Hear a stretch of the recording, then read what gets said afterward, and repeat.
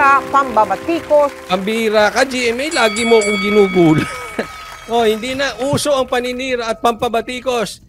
Sino ang may sabi niyan? Tingnan ninyo kung sino may sabi, ha?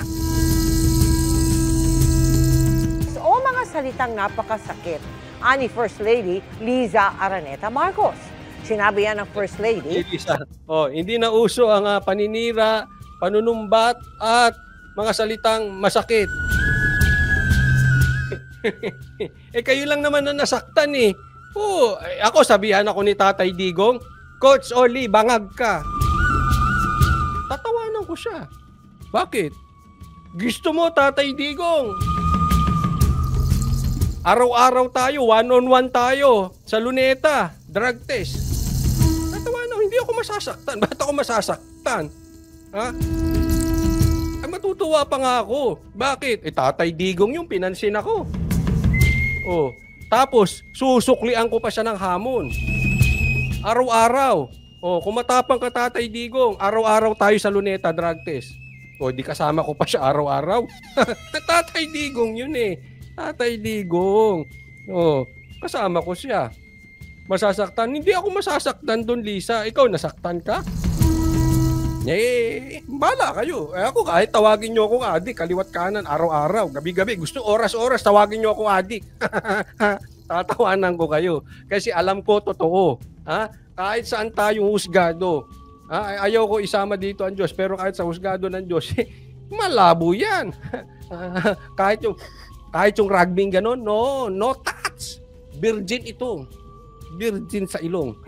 Virgin ako pagdating sa droga. Kahit yung mga drogang legal sa ibang bansa, no touch. Touch by touch. Wala yan. Di ba? Ganun lang naman. Masakit kasi kayo na magsabi.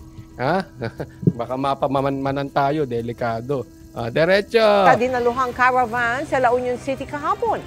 Ayon sa First Lady, layon daw ng inulunsad ng asawa niyang si Pangulong Bongbong Marcos na bagong Pilipinas na pagkaisahin ang pribado at pampublikong sektor. Yun, nag-iikot na si Lisa.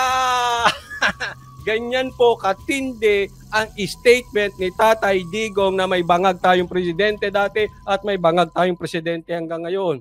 Bakit? Si Lisa nag-iikot. Ginagawa niya ba yan dati? I don't know. Wala sa media eh. But nevertheless, nasa media ngayon. Ano yun? Ang dami. Naku, Tatay Digong, kung ikaw naging pastor, maraming buhay mababago. Ang dami nagbagong buhay. Yung First Lady nag-iikot at nagsisigaw ng magkaisa. Pagkakaisahin ng pribado at publiko. Talaga lang, ha? Ma'am si Judas ay nadulas. May 3 balbas ang nalagas. Ma'am pagkakaisahin mo.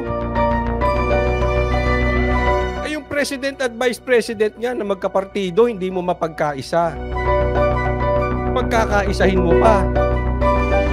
Yung hipag mo nga at saka yung pinsan, hindi mo mapagkaisa. Palagay ko, ma'am, you are not in the position na sabihin yan. Wala ka po sa posisyon. Bakit?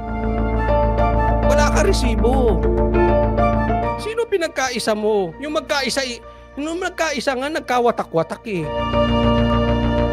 Wala na kayong sinigaw noong kampanyang magkaisa. Kayo nagkagulo. Tapos ngayon, sasabihin mo magkaisa? Sino niloko mo? Ikaw naman, Ma'am Kaya ang daming nagagalit sa iyo eh. Huwag ka magsasalita nang wala kang resibo. Dali ka dyan. Sige nga, pagkaisahin mo si Sara at saka si Presidente, di mo kaya, no? Bakit? Galit ka rin kay Galit ka rin kay BP? Inisnab mo eh. Isipin mo, Vice President ng asawa mo, ginanong-ganon mo. Alam mo may mga camera.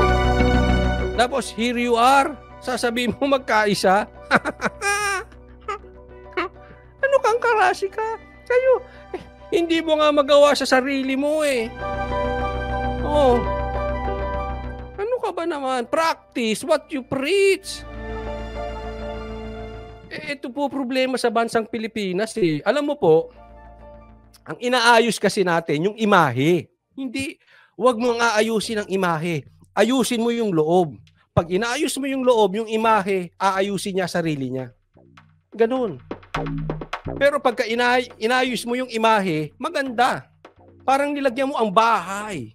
Napakaganda. Pero ang loob tae, mabaho pa rin. Pasensya na po sa mga kumakain ha.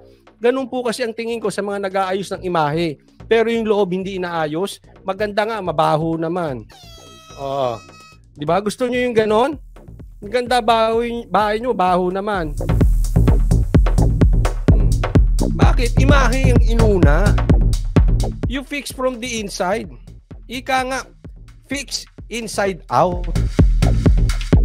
Nako. O, diretso.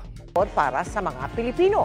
Dagdag pa niya, hindi raw rich or poor ang Pilipino dahil anya, meron tayong class. Ano namang ibig sabihin noon? Pakipaliwanag. Nagets niyo yun? Hindi raw rich or poor ang mga Pilipino dahil meron tayong class. Ano yung class 1? Classmate? Ano class A, B, C, D, E? Ganun din yun. Iniiba, you are just playing with words. Pero wala eh. Walang laman. Ampaw!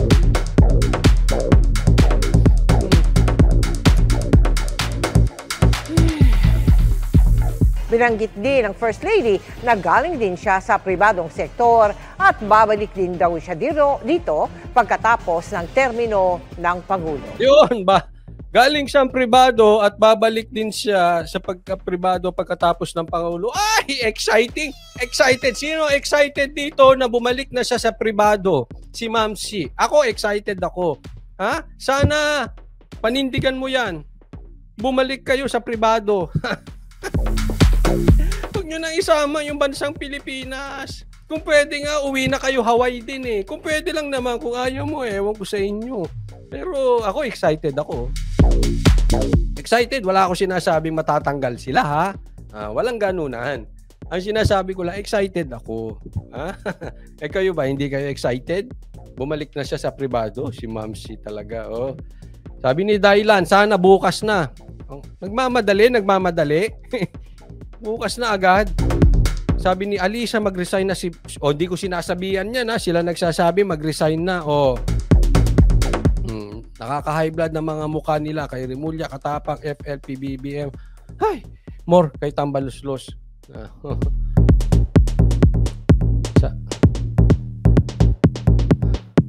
Ano to? Ang tagal daw, ang tagal. Sige.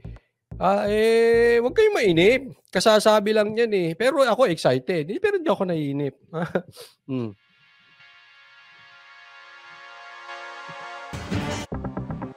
Next tayo. Okay. Eto na. Magkasama na naman si BBM at si Sara. Bagamat naiintindihan ko, nahihilo lang ako.